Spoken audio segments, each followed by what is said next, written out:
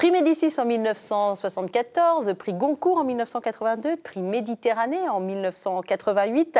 Il entre à l'Académie française en 2007. C'est un écrivain prolifique, c'est un grand voyageur aussi et un amoureux de l'Italie qui vient nous parler de son tout dernier ouvrage, Le Piéton de Rome, un portrait souvenir paru chez Philippe Ray.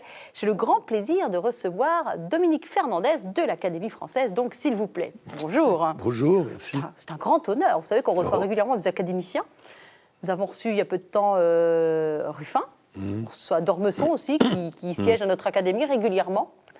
Et vous me disiez, avant qu'on démarre cette émission, que vous étiez assis à l'académie juste à côté du seul prélat, qui est donc Monseigneur Claude d'Agens. Oui. Alors, est-ce qu'il a réussi à vous convertir au catholicisme? Non, c'est plutôt moi qui réussis à le... je ne dirais pas à le déconvertir, mais il s'est un peu... au début, il était un peu confit, comme ça, un peu... Et alors, sous mon influence voltairienne, il est beaucoup plus libre.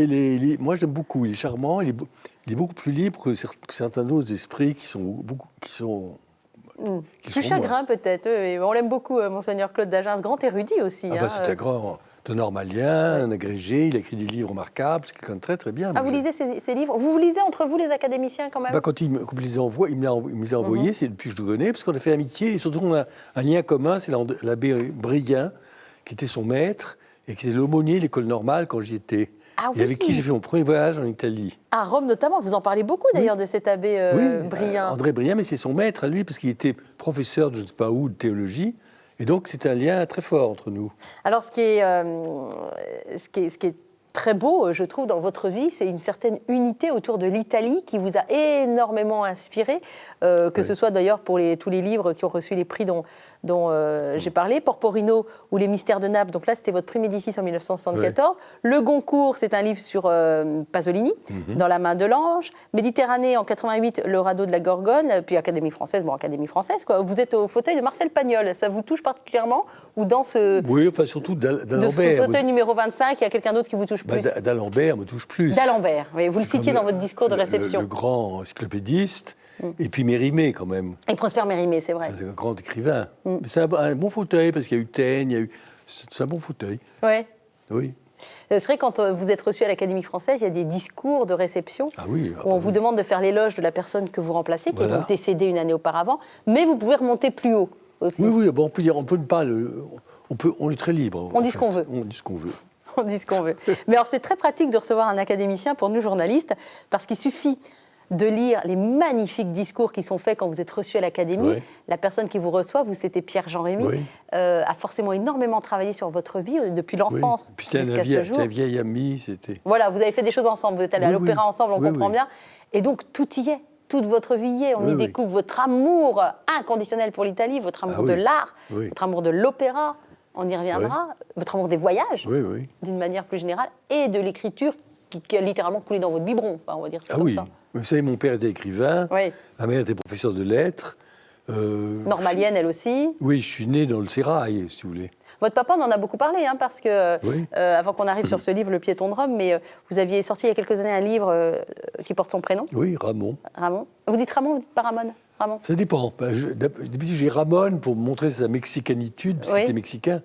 En français, on dit Ramon, mais Ramon, c'est mieux, je trouve. Grand critique littéraire français, qui a connu Gide, Proust. Votre parrain, c'est Mauriac, vous? Votre parrain de naissance, c'est François Mauriac. Il a connu tous les grands écrivains de son époque, mais qui s'est fourvoyé en politique puisqu'il était collabo. Et ça, vous l'avez toujours pas digéré? Non. Autant j'admire son œuvre littéraire, son Molière, son Proust, autant j'ai toujours condamné son attitude politique et je trouve aberrante. Enfin bref, bon. Et c'est pour ça que vous avez postulé à l'Académie française en grande partie. C'était pour rétablir l'écrivain qu'il était et que donc on a mis de côté. On l'a supprimé après la Libération.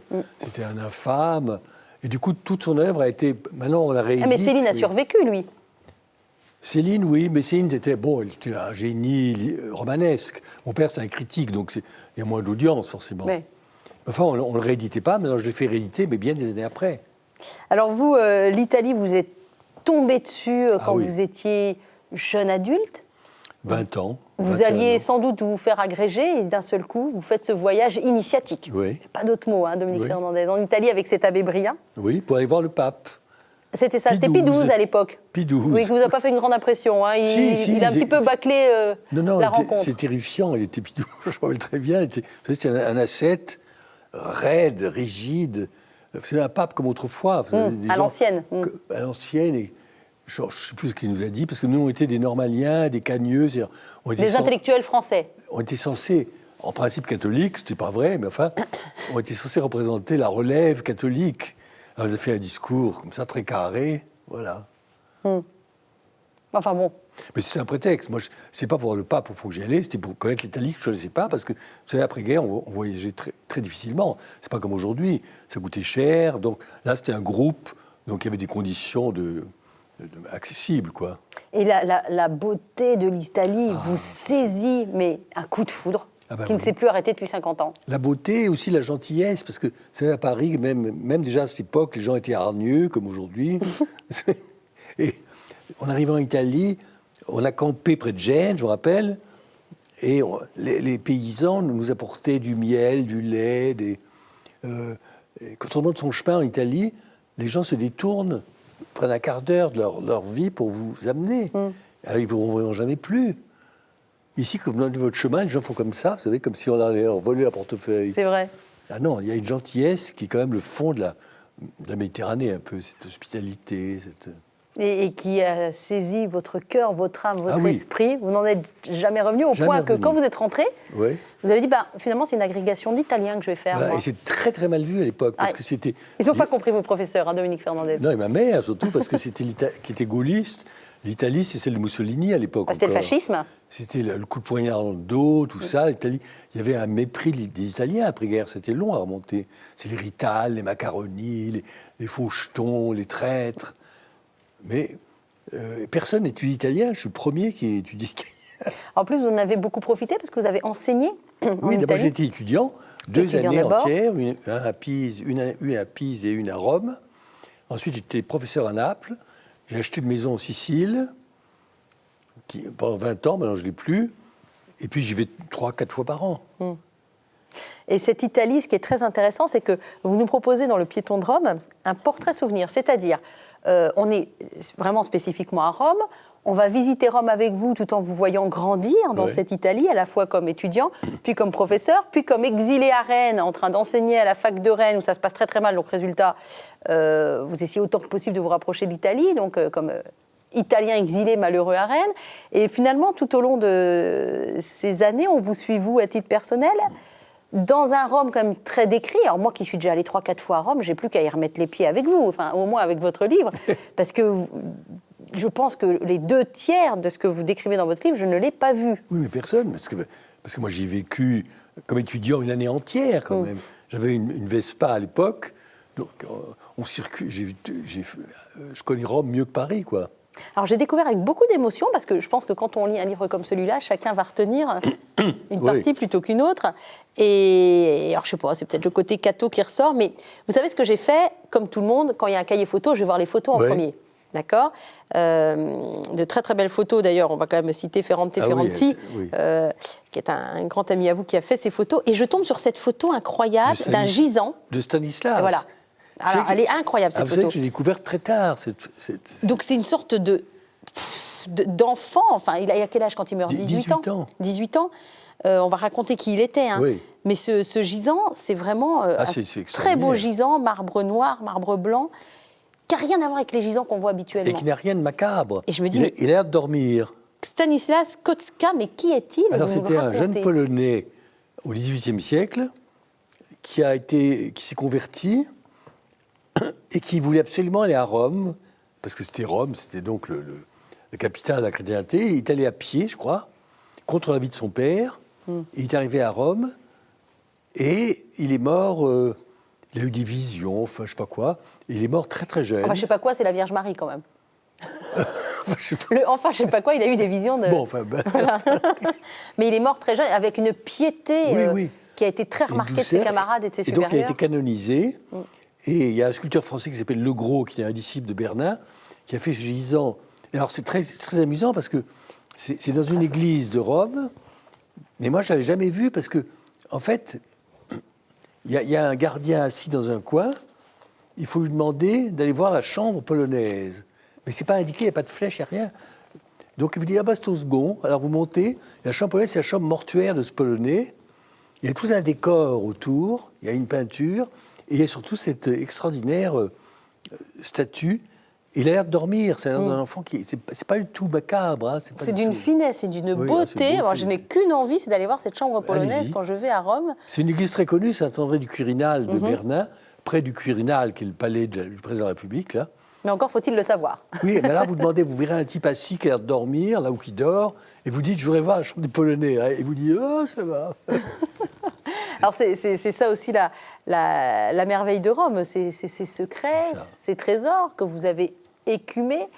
Et en même temps, vous mettez beaucoup en avant cette Rome comme une ville où l'on s'ennuie. Il y a une sorte d'ennui romain, une sorte de mollesse. Oui. Parce que c'est très différent de visiter Rome. 15 jours, on est émerveillés. Oui. Mais une année entière, on s'ennuie, il ne se passe rien à Rome. La vraie vie en Italie, c'est Milan, c'est Naples, c'est Bologne.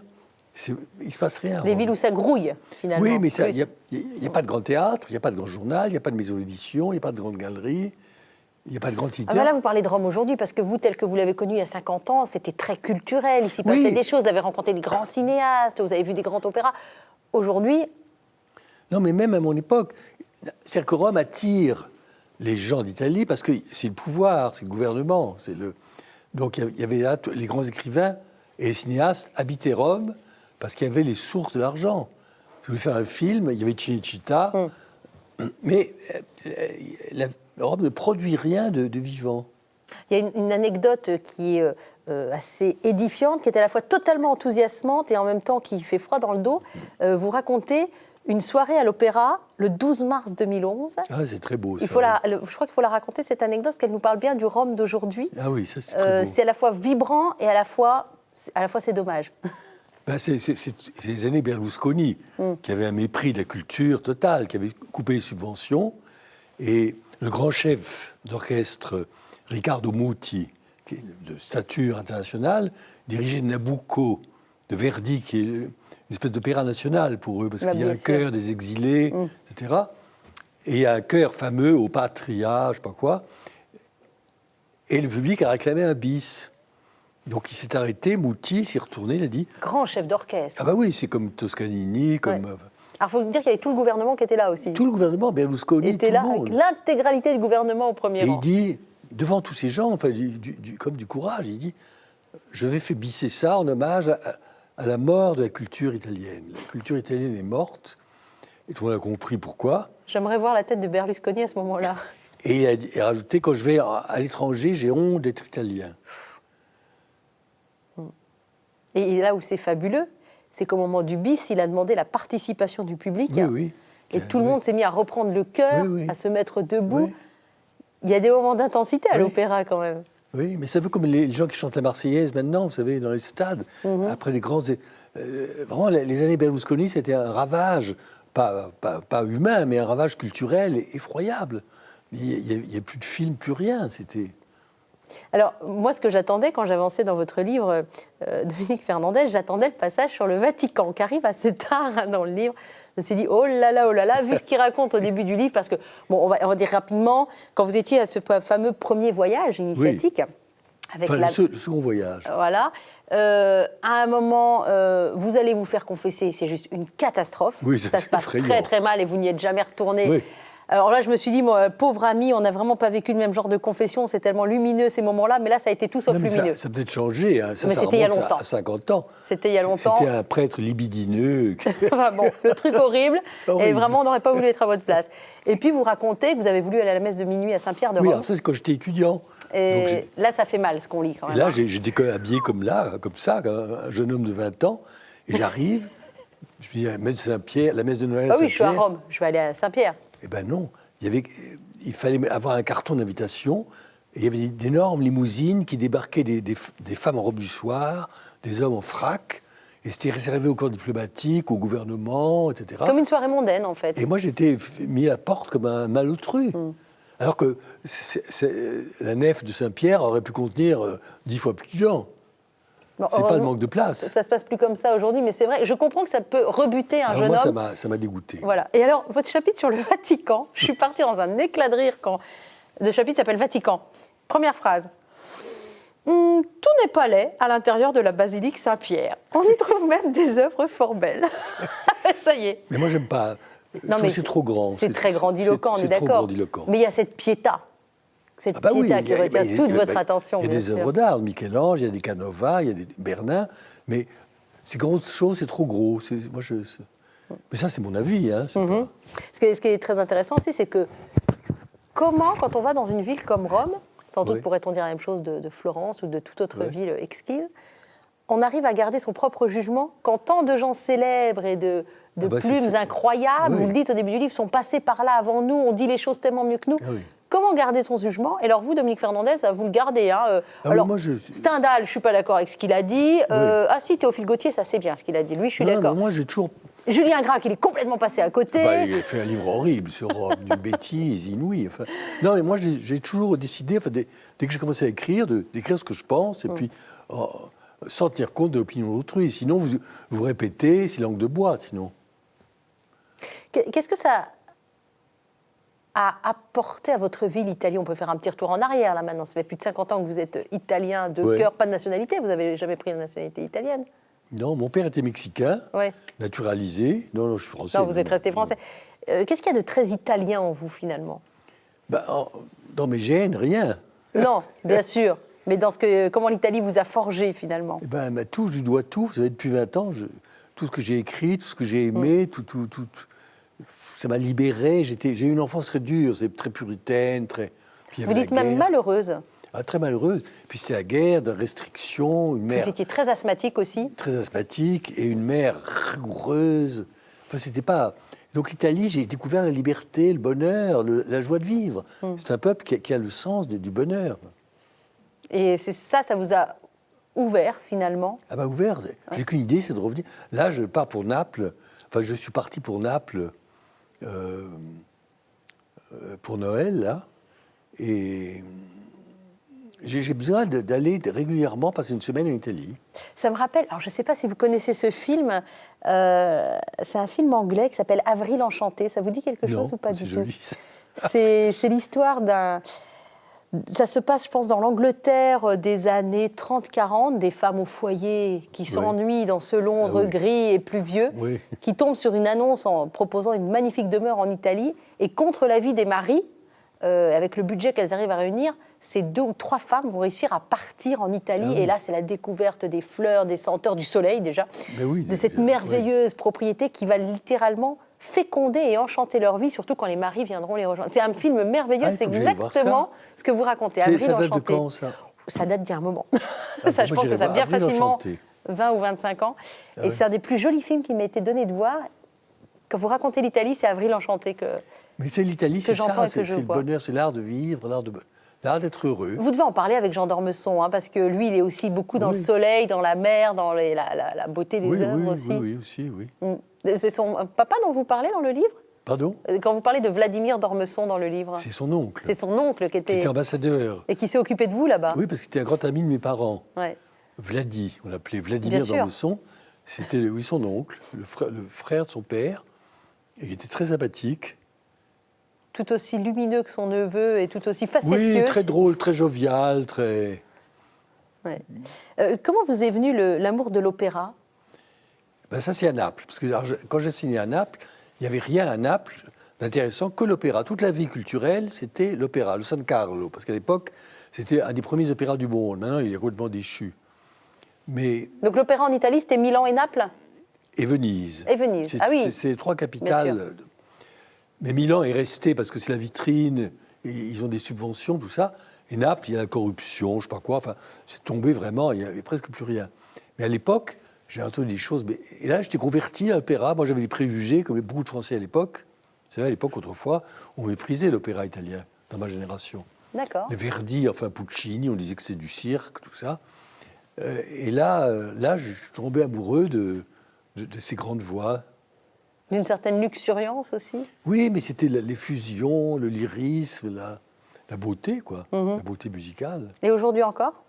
Pas à Naples, il n'y a presque plus rien. Oui, mais vous Ah habitez ben Paris, l'opéra, vous. ben, partout, ben, dans le monde entier. Je vais à Paris, c'est pas très fameux, mais enfin, on va à New York, on va à Moscou, à Saint-Pétersbourg. Vous allez jusqu'à New York, jusqu'à Moscou, jusqu'à Saint-Pétersbourg pour voir un opéra? Enfin, pas exprès, mais je combine des voyages D'accord. prévus là où il y a des opéras. D'accord.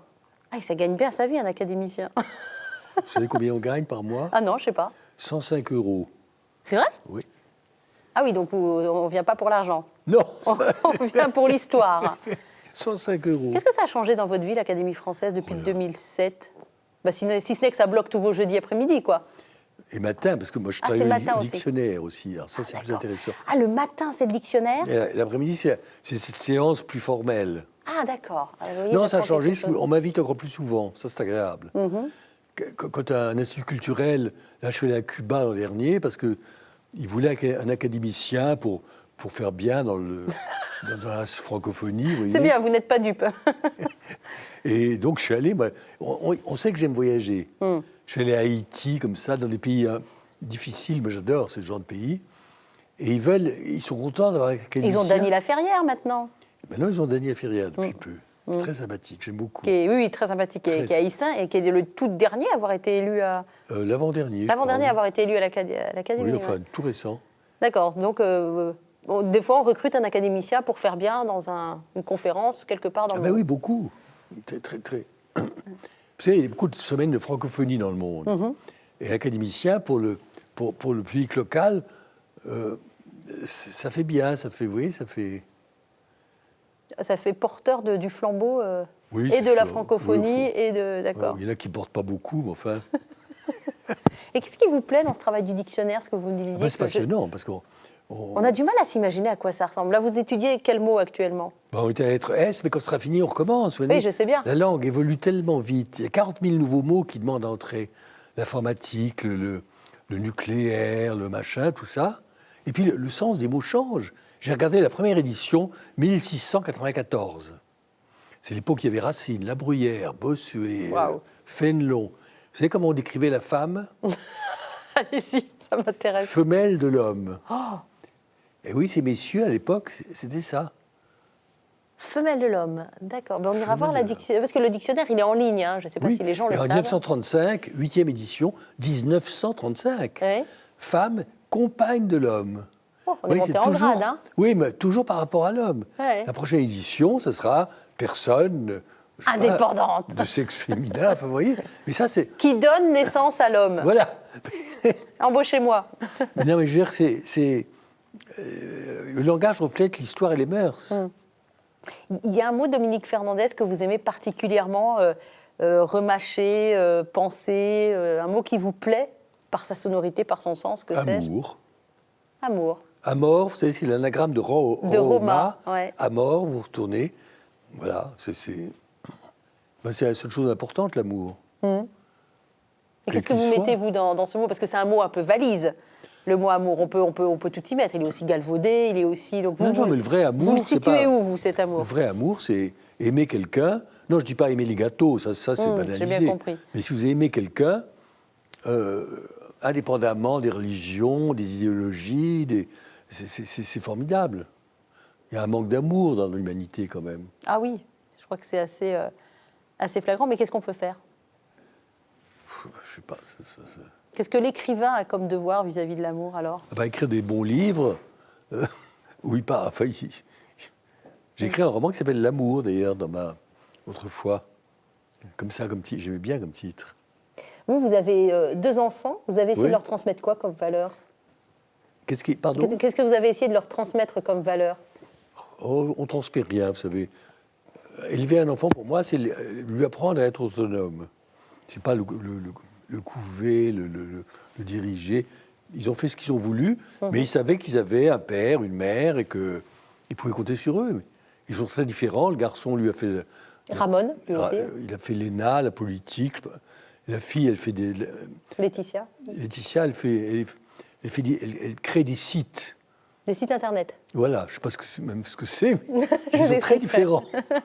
Ah, moi, je vais vous présenter une jeune fille, Dominique Fernandez, Oui. qui s'appelle Camille Warda, qui est artiste. Oui. Elle a 25 ans. Elle est née l'année de votre prix Méditerranée.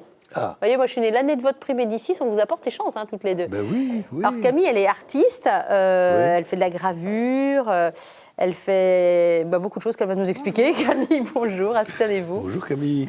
Je vous présente Dominique Fernandez de l'Académie française. Ça peut un peu impressionner, mais il est très gentil et très facétieux. Il ne mord Oui. pas. Et Et il paraît que il n'a vous- pas encore mordu. Attendez, ça Vous ne va venir, frappez parce que pas, on va voir à la fin. J'avais personne à mordre. Là. C'est ça, c'est que j'étais pas sur le même C'est canapé. clair. Là, je me rapproche.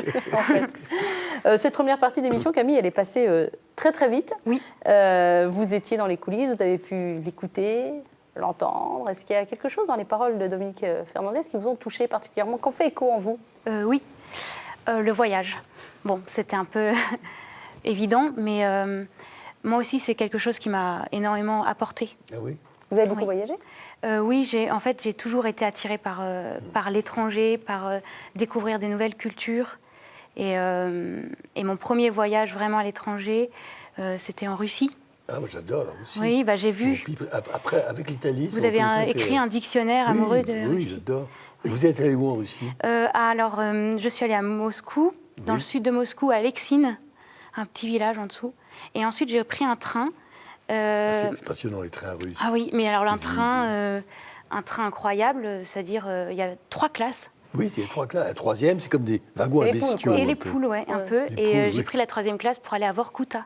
C'est où ça? C'est un ancien goulag russe. Au nord, alors. Oui, et qui enfermait des intellectuels, justement, C'est près des fameuses îles. de la mer de Barents. Comment ils s'appelaient Sokolov Alors, les Oui, îles, c'est ça. c'est quand même... Ouais, So- c'est possible. enfin, Sokolov, non, oui. Il y avait un grand monastère qui était devenu un goulag. Mais c'est ça, c'est Sokolov, oui, c'est ça. Moi, je suis allé jusqu'à Norilsk. Donc, c'est encore plus au Ah nord oui, ou- c'était dans l'océan polaire, là. Ouais. Mais c'est passionnant, la Russie. Ouais, moi, c'est C'est une quelque chose force, qui m'a... ce pays. Ouais, Ah c'est oui, ça c'est- que Vous avez j'aime. fait d'autres voyages, Camille? Oui, je suis Russie partie au Mexique après 6 mois. C'est chez moi, ça. Mais oui, C'est chez moi tout de suite. c'est chez moi aussi, de cœur. Ah oui, vous êtes allé où, alors? À Oaxaca, chez les Ah, artistes. c'est la plus jolie ville. C'est la plus belle ville. Oh, Et j'ai vu le Pacifique. Enfin, moi, ça m'a impressionnée. Ah oui. Je pense que la mer, là-bas, m'a vraiment prise, l'océan Pacifique. Ah oui. Et puis la culture mexicaine et la chaleur. Donc, c'est pas exactement la même chose qu'en Italie. Oui. Il y a plus de douceur en Italie. Oui. Le Mexique, c'est plus dur. Oui, c'est vrai. Les lumières sont plus fortes. Mais il y a quand même une joie que... Les Espagnols sont plus durs que les Italiens. Hein. Ouais. Quand vous allez en Espagne, moi j'aime bien l'Espagne, mais les Espagnols, ils sont raides. Hein. À côté, il n'y a pas la grâce italienne. Et donc le Mexique, c'est quand même les Espagnols. Ouais. Et à 25 ans, vous avez déjà fait tout ça? Alors, j'ai 27 ans. 27, oh là là, elle a gagné 2 ans en quelques minutes. Oui, d'un coup, comme ça. C'est le fait d'être à côté de vous. En fait, je peux On mûrit en vite faire. aux Ouais, côtés d'un voilà. intellectuel. Vous avez fait d'autres voyages encore? Euh, Sinon, il a plein d'idées pour vous. Hein. alors, Il a vu qu'est-ce beaucoup que de j'aurais pas choses. pu faire Bah, L'Italie, vous connaissez? L'Italie, oui, Ouais. j'ai vécu un mois en Toscane, Oh, où ça? à côté entre Pise et... Pise, j'adore Ouais, Pise. bah, Pise, Moi, c'est j'étais magnifique. étudiant 1 an à Pise. Ah, c'est génial. Et c'est la place des Cavaliers de Malte, qui est Oui. l'école normale de Pise, créée par Napoléon. Oui. Et j'avais une petite Vespa à l'époque, et j'ai sillonné toute la Toscane et l'Ombrie. C'était extraordinaire. C'est très beau, en fait, il y a une route, on appelle ça la route, alors vous la connaissez mieux que moi, une route vers les vignes. Oui, Et il y a pas, c'est une route très célèbre de Pise. entre Pise et, C'est et Sienne. C'est le Chianti, là. C'est la route Ouais. du Chianti. Et c'est magnifique. Le C'est- Chianti. qui est là. Alors, ce qui vous relie, c'est pas seulement la passion des voyages, c'est aussi l'amour de l'art. Ah bah oui. Parce que, va de Camille, soi. si vous avez lu le Piéton de Rome, on ne parle que de ça. On est baigné dans l'art, on est accro au bouquin en disant quand est-ce que je retourne à Rome. Et l'art, c'est aussi toute votre vie. À quel moment vous avez, on va parler après des œuvres, hein, on a aussi quelques images dans votre atelier. À quel moment on décide, est-ce qu'on décide d'être artiste déjà? Non. Non. On ne décide pas. Moi, je voulais vraiment faire quelque chose qui n'avait rien à voir, être infirmière, tout ça. Ah bon? Oui. Et puis, j'ai passé un concours. D'infirmière? Non, quand même pas. Non, un concours pour rentrer en école d'art appliqué à Paris. C'est dommage pour les malades, parce qu'on aimerait bien vous avoir comme infirmière. Ah bon? Mais alors non, Mais moi c'est je m'évanouis souvent- dès qu'il y a du sang, c'est la On cata. n'en veut pas alors. On veut pas. Non, mais souvent, je crois qu'elles sont tellement blindées contre ça qu'elles sont désagréables souvent. Ouais. Les pauvres, je crois que ça va être très dur comme métier. C'est Ouais. un des métiers les plus difficiles. Oh là Moi, là. les Russes, Il a des autrefois- infirmières et des confesseurs. Lui, on n'a jamais eu les mêmes. Hein, ça, c'est clair et net. Mais alors, vous avez quand même tenté l'école des Beaux-Arts appliqués à Paris? Non, art appliqué Appliqué. tout court. Estienne, qui est l'école des arts et industries graphiques de la ville de Paris. Vous êtes prise? Et j'ai été prise en mise à niveau, enfin une prépa. Et j'ai découvert la gravure à ce moment-là. Et là, c'est une révélation? Oui, c'est une révélation, mais littérale.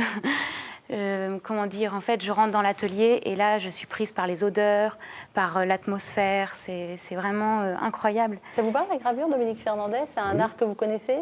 Je ne connais pas comme Camille, mais enfin, j'apprécie. En Italie, il y a beaucoup, tous les grands tableaux Bah oui. ont été gravés. Oui.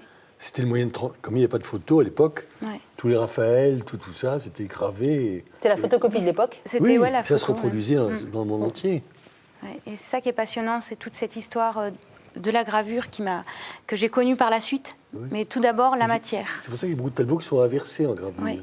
Alors, justement, on va regarder. Alors, écoutez, Emmanuel Kerry est allé filmer dans son atelier. L'atelier, en fait, c'est une pièce chez vous, hein, dans votre appartement. Pour le moment, oui, parce que depuis 3 mois, je n'ai pas d'atelier, donc depuis Alors, 3 mois. Camille Warda recherche un atelier dans Paris intramuros ou pas très loin, avec beaucoup de place. Que la gravure, ça prend de la place, vous allez vous en rendre compte, mais c'est vrai. Hein. On va regarder des images. Est-ce que je peux vous laisser les commenter? Oui. Et après, je vous demanderai votre avis, Dominique Fernandez, sur ces images. Donc, Camille, commentez-nous un petit peu ce que vous faites. On commence avec des images où vous sculptez du bois. Je grave du bois avec une gouge. Elle creuse son sillon, très exactement. Voilà, exactement. C'est un chemin, c'est très lent. C'est fatigant aussi. C'est vrai? Il y a beaucoup de concentration, en fait. Enfin, nécessite beaucoup de concentration. Et là, voilà, je grave des plaques de bois pour un projet.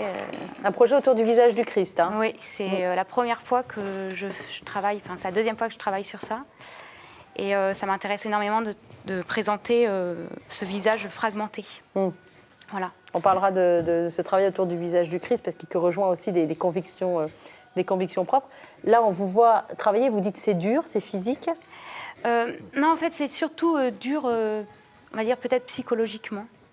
Parce qu'il y a il faut une précision, une concentration qui est comme une certaine force. Enfin, j'ai pas besoin de beaucoup de force, c'est énormément de maîtrise.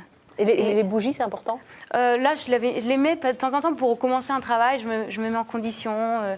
Voilà, petite bougie. Musique, pas musique? Musique au début, parfois, et j'éteins rapidement parce que après, quand je rentre vraiment dans le travail, j'ai plus besoin forcément de musique. Voilà. Et qu'est-ce qui fait qu'on décide d'entamer un travail sur le visage du Christ? Ah, alors ça, c'est quand même pas rien comme sujet. Quand on prend un personnage, que ça, c'est beaucoup le travail de Dominique Fernandez, de prendre un personnage et de travailler autour. Ça a été beaucoup ça, Dominique Fernandez. Et Vous n'avez pas pris le premier venu, vous êtes dit, allez hop, Jésus, direct. Bah oui, tant qu'à Parce faire. que C'est une icône qu'on voit au fond. je l'ai faite parce que je suis rentrée de Roumanie, parce que je suis d'origine roumaine. Et J'aime beaucoup la Roumanie. Vous aimez bien la Roumanie? J'ai fait un livre entier dessus. avec Ferrand Ferranti. oui, bah, j'ai pas vu ce livre, mais j'aime. J'adore la Roumanie. Moi, j'ai fait 6 voyages. Ah, Partout, vous êtes en allé voiture, partout. Maramuresh, Oui, bien sûr, Maramuresh, partout. Partout. C'est bien. Je suis un peu larguée parce que je ne connais ni la Roumanie, ni la Russie, ni le Mexique, mais je vous laisse parler. Alors, vous nous disiez, il parlait d'une icône Oui. qu'on a vue effectivement au fond de l'atelier. Il y a un Christ au fond. Oui, en fait, je l'ai fait il y a 3 semaines. On dit écrire une icône, hein. Écrire. On ne dit pas peindre une icône. Oui, parce que alors là, ce n'est pas une vraie icône parce qu'il n'y a pas l'écriture qui est dessus. Ah bon? Donc oui, c'est très intéressant Et l'histoire. vous avez découvert, en fait, il y a très très peu de temps, ce travail-là. C'est-à-dire, non, j'ai écrit j'ai peint cette image sur bois il y a 3 semaines, Voilà. en rentrant de Roumanie, où je me suis dit, là, je travaille en ce moment sur la figure du Christ. Voilà, tout à fait. C'est de manière très personnelle, c'est l'unique portrait que je fais. Et je me suis dit, je vais le mettre de manière roumaine, c'est-à-dire que tout ce que j'ai utilisé, qu'on peut voir, mais sur la vidéo, on voit, il a une chemise roumaine et il a une auréole avec des motifs roumains, que j'ai étudié vraiment sur le motif du folklore roumain, le paysan roumain. On va voir une deuxième séquence d'images. Où cette fois-ci, on est dans le travail vraiment du graveur. Vous allez nous expliquer, mais on vous voit ancré vraiment, on vous voit, on est sur le principe même, les fondamentaux du travail. Oui. Mais vous peignez aussi. Je peins aussi. Ça, c'est des... Oui, mais c'est récent parce que j'ai pas trop d'ateliers, donc ça me permet de... Là, Par exemple, là, j'ai improvisé mon atelier, donc j'étale l'encre. Vous voyez, j'applique l'encre sur le rouleau. Et après, vous allez ancrer. Finalement, c'est un négatif que vous faites, que vous ancrez. Oui, Vous devriez squatter les locaux. les locaux de Cato, là. De Ouais, KTO. Et à l'Académie française, vous n'avez pas un peu de place pour Camille? Ah, c'est moins grand et beau C'est moins qu'ici. grand. Hein. C'est un peu plus vieux. T'as qu'à regarder, il y a une place. Oh, une cave ou deux qui sert à rien, là, sous la coupole. Je suis sûre qu'on peut trouver. Bon, vous voyez, j'applique l'encre C'est sur la physique, plaque. hein, quand vous appliquez l'encre. Oui, Il y a de ça va. l'énergie, hein. Oui, il faut, oui. Ah, Il faut. c'est beau, c'est... Voilà. J'aime bien, c'est le bruit de l'encre. Oui, il y a la petite musique de la gravure, finalement. Ouais. Ouais, il y a tout ça, j'aime. Enfin, c'est physique, c'est comme un jeu. Il y a une technique. Et j'aime beaucoup la technique. La technique, est-ce qu'elle est plus compliquée qu'il n'y paraît là quand on regarde? Parce que pour l'instant, on se dit, bon, elle ancre, j'ai l'impression que je saurais le faire. C'est sans doute beaucoup plus technique que ce qu'on veut bien croire. Oui, pour ancrer, il faut une certaine manière de le faire, parce que Ouais. sinon on voit les traces de rouleau, et ça, c'est pas facile. Et là, vous Et là, allez donc- j'improvise une presse, c'est-à-dire que là, je pose un rouleau propre sur la feuille que j'ai appliquée sur la plaque. Ça veut dire que quand vous aurez du vrai matériel, vous aurez une vraie presse, c'est ça que vous voulez nous dire? Oui, mais c'est vrai que c'est la première fois que je faisais ça. Ah oui. J'ai toujours eu un atelier. Voilà, donc avant, je travaillais aux Beaux-Arts de Caen. Donc il y avait tout le matériel qu'il fallait. Donc là, Un il faut immense retrouver atelier, chez là-bas. soi des outils qu'on n'a pas finalement. Oui, bah, voilà, c'est aussi se débrouiller avec ce qu'on a, avec les moyens du bord, avec... et c'est ça qui est chouette aussi, c'est découvrir des nouvelles choses avec ce qu'on a. Et là, le travail se découvre. Oui, ça On c'est a peur magique. C'est la partie magique. Quand la feuille se soulève, comme ça, on a peur. Il y a une sorte d'excitation. C'est pas la peur, c'est très physique. Ça, c'est quelque chose d'assez fort. Mm. Voilà. Et j'étais super contente parce que ça marchait. Ce qui n'était pas du tout sûr. Qu'est-ce que ça devient, par exemple, cette œuvre-là? Par exemple, là, je vais graver 35 plaques de ce type, qui sera en fait un immense visage de 3,50 m sur 2,50 m.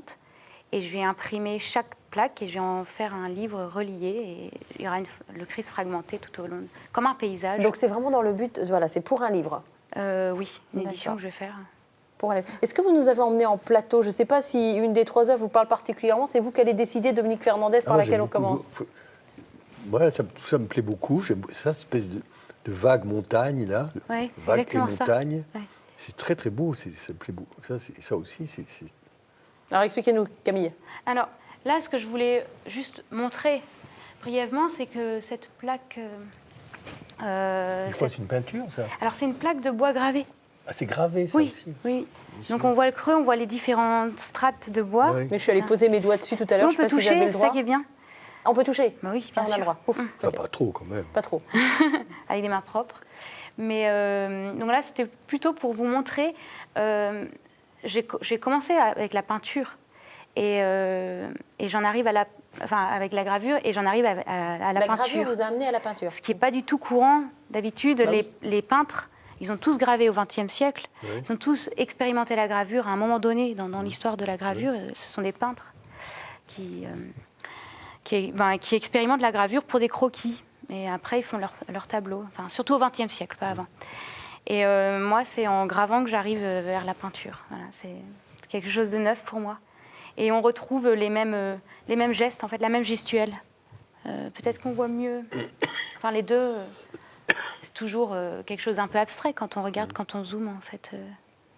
Voilà, et c'est vrai que la mer, la montagne, c'est des choses qui sont universelles et j'aime bien les mélanger. J'aime bien mélanger le... D'où la mer montagne dont parlait Dominique Fernandez. Voilà, Ouais. tout à fait. Je me mets à votre place, Camille, je me dis ça ne doit pas être simple de présenter son travail pour la première fois en télévision devant un homme qui en plus a vu passer les plus belles œuvres du monde. Oui, moi, je m'intéresse beaucoup à l'art contemporain. Ouais. Hein. Je ne suis pas figé dans Michel-Ange. Pas figé dans Rome, Non, non. sédimenté Ben, dans Rome, Rome. est aussi... Enfin, il n'y a pas beaucoup de galeries, elles sont à Milan plutôt. Oui. Il n'y a pas beaucoup de choses modernes à Rome. Mais c'est passionnant de suivre l'art contemporain. Ce qui est aussi toujours, comment dire, chez les artistes qui sont à la fois artistes et chrétiens, souvent ils refusent qu'on leur dise « je suis un artiste chrétien ». Vous êtes dans un questionnement Camille, à l'âge que vous avez et dans votre étape d'artiste, dans votre parcours d'artiste, pardon, où c'est tellement compliqué de percer. C'est tellement compliqué que si en plus on se colle une étiquette catho... Ah non, mais de toute façon, il ne faut jamais d'étiquette. Ouais. Vous êtes artiste, point. Voilà. Et puis en plus, vous êtes chrétienne, je ne sais pas, roumaine, n'importe quoi. Mais c'est comme un écrivain est un écrivain. Quand on dit écrivain homosexuel, ben, ça me met hors de moi. C'est une chose secondaire. Un bon écrivain, oui, alors ou un mauvais écrivain, c'est la seule chose qui compte. On va peut-être expliquer à nos téléspectateurs, c'est que vous avez révélé votre homosexualité, notamment à votre entrée dans l'Académie française. On n'en avait pas fait mystère. Et résultat, on s'est précipité sur vous pour faire le héros de l'homosexualité d'une manière un petit peu... Un peu beaucoup, finalement. Oui, non, moi, je suis écrivain, j'espère l'être, et je vais être jugé sur la qualité de mes œuvres et pas sur le fait que je suis homosexuel ou mexicain ou que j'aime le poisson. Enfin, et ça, c'est aujourd'hui, on aime étiqueter les gens. Vous savez, en Amérique, c'est terrible. Dans la librairie, par exemple, vous avez les comportements juifs, femmes, bisexuels. Et vous avez souffert de cette étiquette à partir du moment où cette homosexualité s'est révélée à vous, il y a déjà un petit moment, mais où vous l'avez rendue publique, vous avez souffert de cette étiquette-là, Dominique Fernandez? Ça m'agace surtout, parce que c'est assumé, mais pas en même temps revendiqué. Sous cette étiquette, il y a de très mauvais écrivains qui se glissent. Comme artiste chrétien, il peut y avoir des nullités qui se glissent. C'est pour ça que c'est difficile Saint-Sulpice, c'est aussi des artistes chrétiens.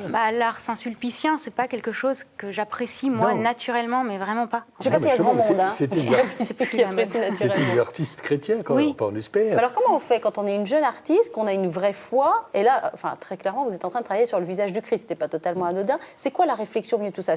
Je fais une sorte de coming out catholique, j'ai été élevée dans une famille catholique nombreuse, 9 enfants. Comment on gère tout ça, Camille? Ça se gère bien. Non, moi j'ai peut-être un peu comme vous, au début, envie d'exprimer quand même quelque chose de fort pour moi, qui est ma foi. Mais dans l'univers artistique actuel, il faut bien le reconnaître, c'est pas forcément ce qui est à la mode. C'est pas très bien vu, forcément. C'est pas forcément bien vu. Et puis moi, j'en arrive à me dire, voilà, pourquoi me cacher? Pourquoi j'ai envie de faire le visage du Christ? Pourquoi je le ferais pas? C'est plutôt à ce niveau-là.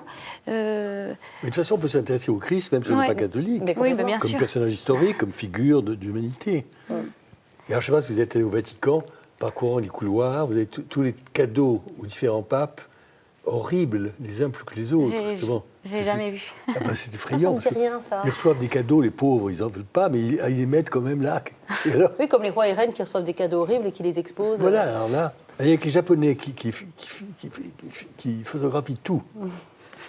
Des choses absolument épouvantables, pire que Saint-Sulpice. Ouais. Et aujourd'hui, votre réflexion, c'est donc de se dire, voilà, je vais assumer sans ostentation. Ah oui, non, c'est pas du tout mon... Mais assumer qui je suis à 100%. Voilà. C'est ça le parcours. Oui, puisque je suis en recherche continuelle, je peux pas dire exactement, il n'y a pas d'étiquette à mettre, mais j'ai quand même envie de l'assumer. Oui, c'est quelque chose, voilà. Et ce que j'ai pas souvent fait dans les concours, j'ai tenté, où là, je me camouflais derrière une certaine abstraction pour éviter de dire. Et à un moment donné... j'ai envie de le dire. Mais parce que c'est obligé de rejaillir dans l'art quand on est catholique pratiquante? Non, pas forcément. Mais vous, en tout cas, ça a besoin de s'exprimer par là. Pour moi, c'est important, parce que pour moi, il y a des sortes des choses un peu absolues. Alors, je sais, pour moi, c'est... Des choses absolues. Je sais pas comment dire, c'est un peu... Pour moi, c'est comme une évidence. Je cherche pas à dire... j'ai pas forcément un combat. Il y a beaucoup d'artistes qui ont des combats, et moi, j'ai pas de combat, mais j'ai envie de dire quand même quelque chose. Oui, je comprends. Voilà. Mais il faut avoir un combat pour être artiste, ou il faut avoir un propos de Fernandez? Moi, j'ai combattu. Moi, j'étais militant. Voilà. Là, à l'époque où les homosexuels étaient rejetés, il fallait être militant. Mais ça, c'est différent. Mais cette époque-là est... presque révolue. Presque révolue. Oui, enfin, presque. Hein. Mais les chrétiens, à part les premiers temps où ils étaient persécutés, c'est quand même...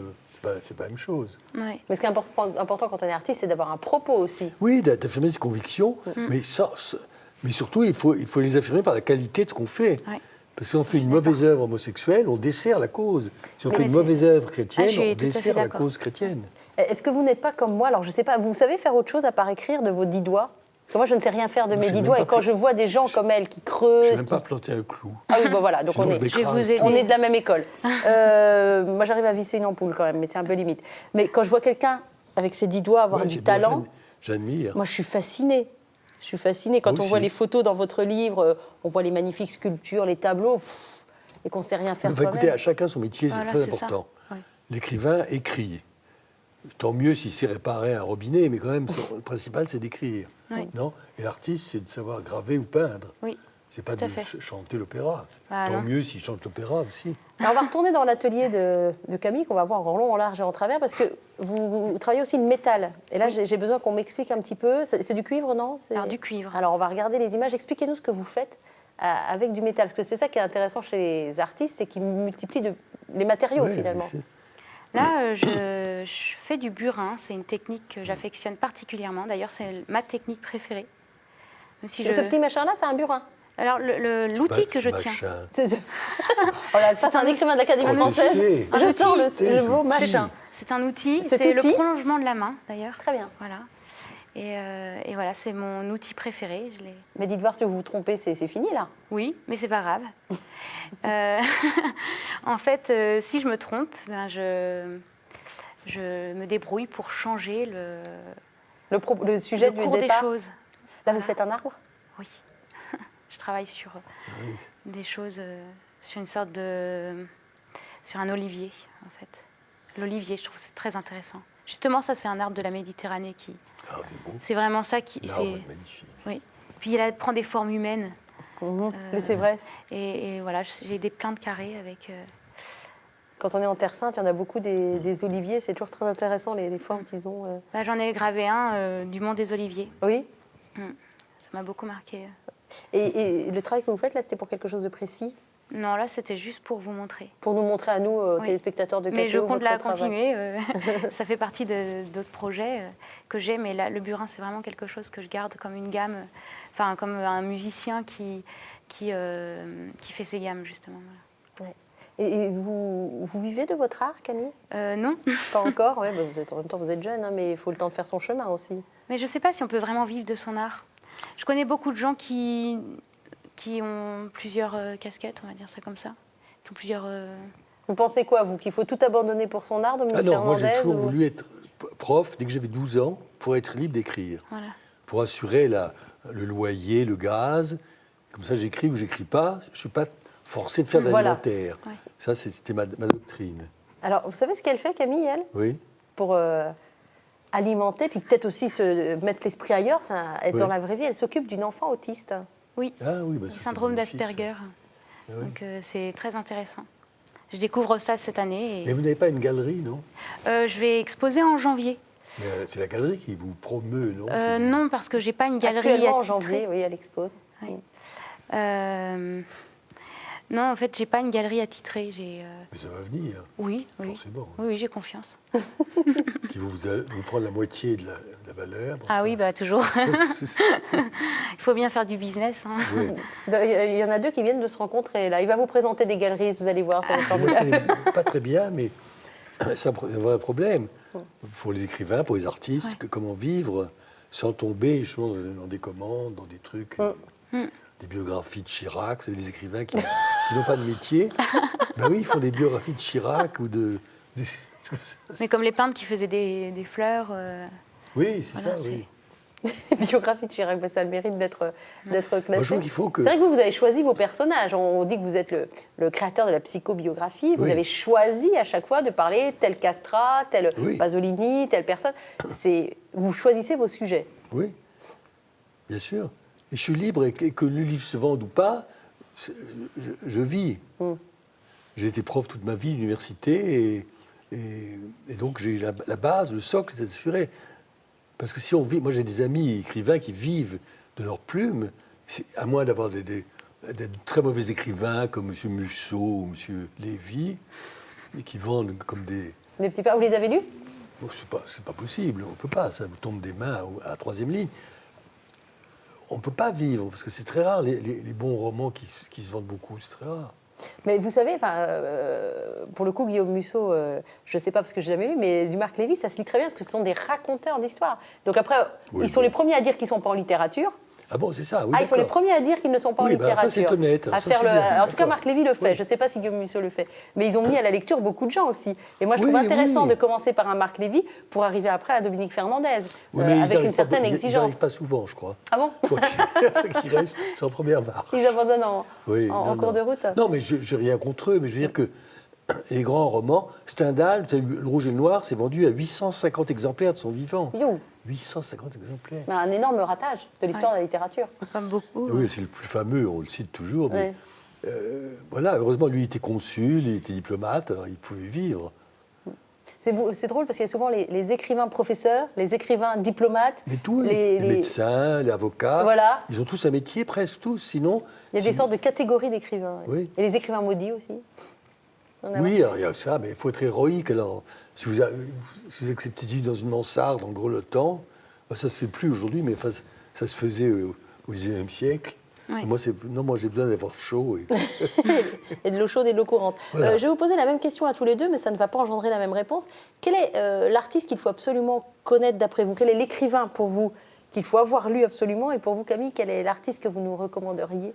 Mais depuis l'origine des temps? Ah oui, depuis aussi bien actuel que l'origine des temps. Faites-nous une petite recommandation tous les deux. Un artiste à connaître, un écrivain à connaître. Moi, c'est Homère. Ah oui, on va loin là. Le premier de tous. Mais il y a tout. Dans l'Odyssée, dans l'Iliade, il y a tout. Y compris l'art.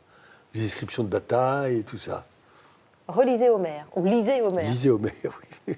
Camille, vous nous conseillez qui, vous? J'en ai beaucoup. Oui. C'est difficile d'avoir un. Il a fait un choix, hein?